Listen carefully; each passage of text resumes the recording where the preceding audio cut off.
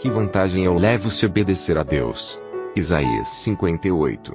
Comentário de Mário Persona. Hoje eu respondi 2 e-mails e é interessante porque os dois tinham as características desses primeiros versículos aqui de Isaías 58.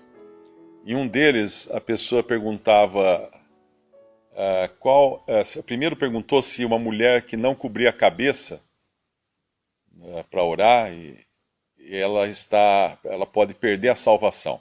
Obviamente essa é uma dúvida que a maioria das pessoas que professam ser cristãs tem, que é a ideia de que um crente poderia perder a salvação que foi dada de graça, não por merecimento, e que os dons de Deus são irrevogáveis, são sem arrependimento.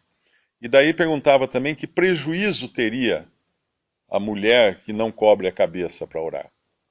O que ela deixaria de ganhar com isso? E o outro e-mail era de outra pessoa perguntando se não era estranho Deus querer nos levar para o céu, quando aqui nós temos família, temos amigos, temos tantas coisas, e que graça vai ter ficar a eternidade toda no céu, sem família, sem os relacionamentos que nós temos na Terra. E as duas perguntas deixam muito claro como é o homem religioso. Ele sempre pensa em termos do que eu vou ganhar com isso. Esse é Para o primeiro eu respondi que não tem nada a ver, né? Pensar em a mulher perder a salvação por não cobrir a cabeça.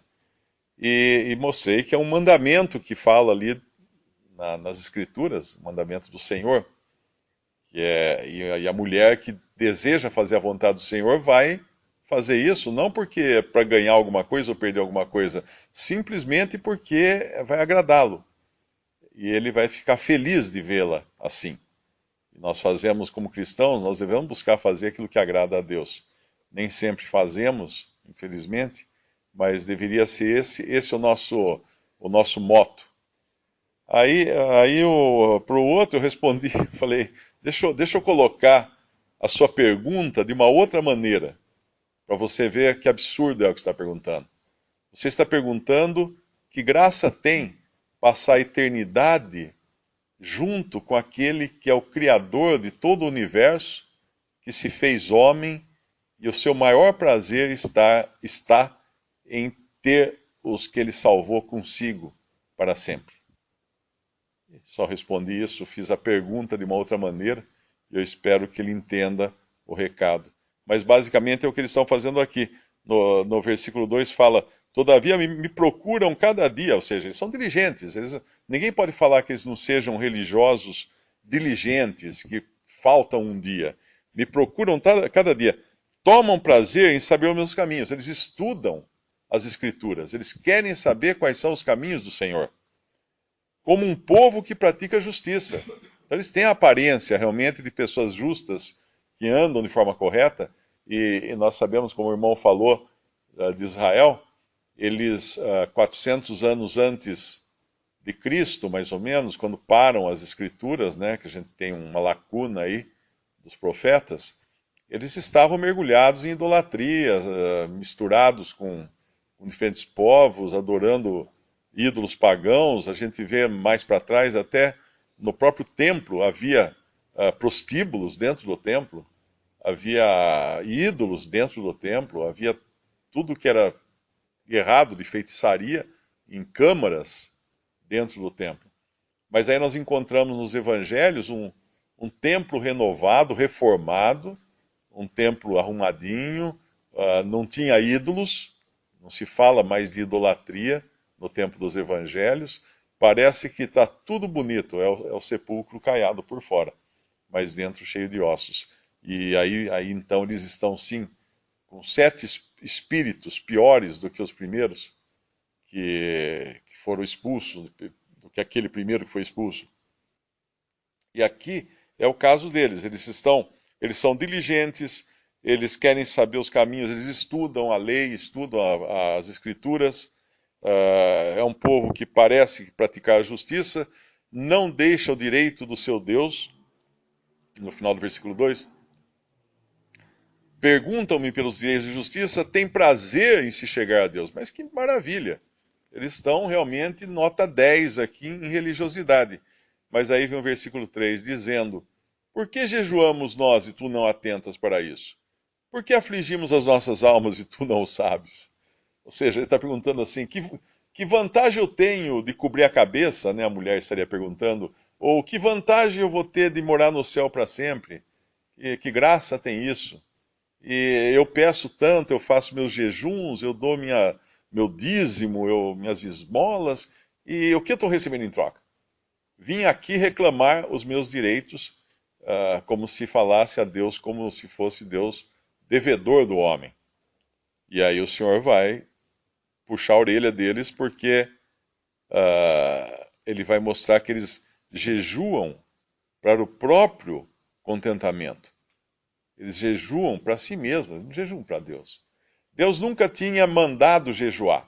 É interessante isso. Na lei não faz parte o jejum. O primeiro que jejuou foi Moisés no monte, quando foi receber as tábuas da lei, ele jejuou 40 dias e 40 noites. Depois nós vemos, eu não me lembro qual foi o rei, que ele proclama um jejum, porque eles estavam cercados pelo inimigo, então era uma aflição muito grande. Aquele jejum era um resultado da aflição. E nós vamos ver mais casos de jejum também ao longo do Antigo Testamento. No Novo Testamento, nós vamos ver aquele fariseu no templo, dizendo que jejua muito, muito mais que o publicano.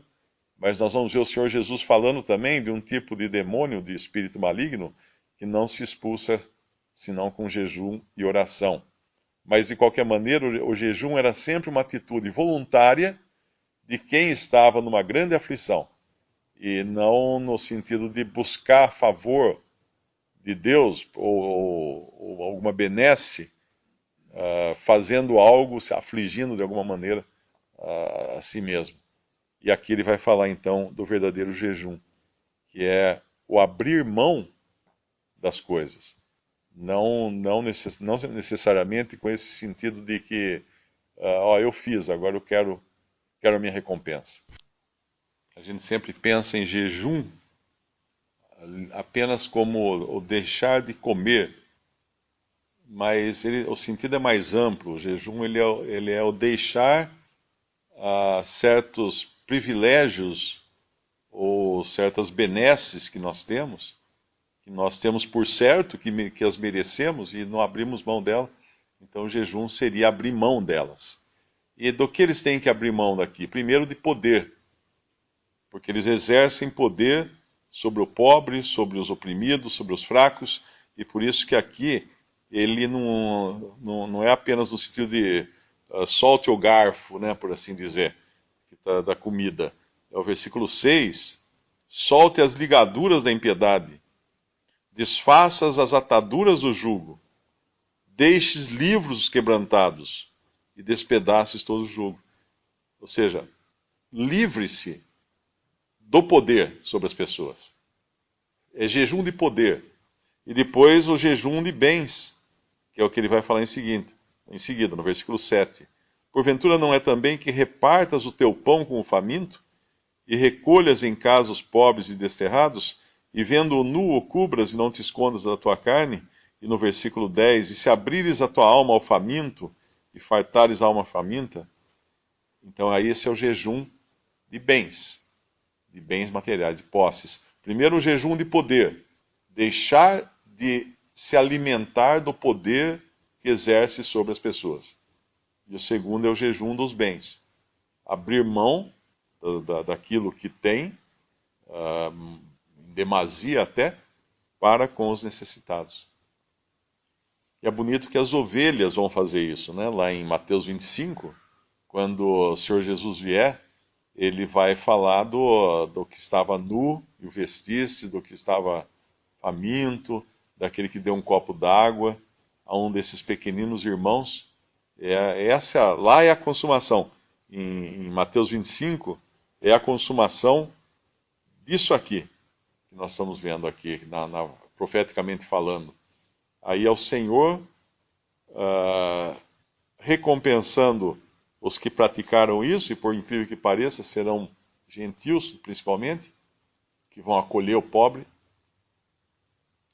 E porque foi assim também durante a Segunda Guerra Mundial, que é como se fosse um pequeno ensaio do que vai ser a grande tribulação no sentido da perseguição dos judeus, enquanto eles eram perseguidos, e os judeus começaram, quem lê a história da Rússia e da Alemanha, sabe que os judeus ajudaram a colocar o comunismo no poder, e os judeus ajudaram a colocar o Hitler no poder. Só para depois a coisa virar contra. Mas eram os magnatas, os principais políticos judeus, os que tinham influência na sociedade da época. E depois cristãos gentios acolheram os refugiados judeus e os salvaram. Quem conhece a história daquele irmão Heikup, que era um holandês, muita literatura que nós recebíamos de Portugal, os livros do Mackintosh, livros do Darby, livros inclusive do próprio Heikup, essa literatura foi toda produzida com dinheiro de judeus. Esse irmão Heikup, ele morava na Holanda e durante a Segunda Guerra ele escondia judeus para não serem deportados para os campos de concentração. E depois que acabou a guerra, muitos desses judeus, eles passaram-se anos, né, eles enriqueceram e tudo mais, mas não tinham mais família, os familiares foram mortos nos campos de concentração. Então, quando eles morriam, eles deixavam as suas posses para o Heikup, que o salvou da morte durante a guerra. Então, ele ficou muito rico, esse irmão. E ele dedicou essa fortuna que ele recebeu dos judeus à obra de literatura, para que fosse impresso, principalmente livros dos irmãos em português, espanhol, francês, em vários idiomas.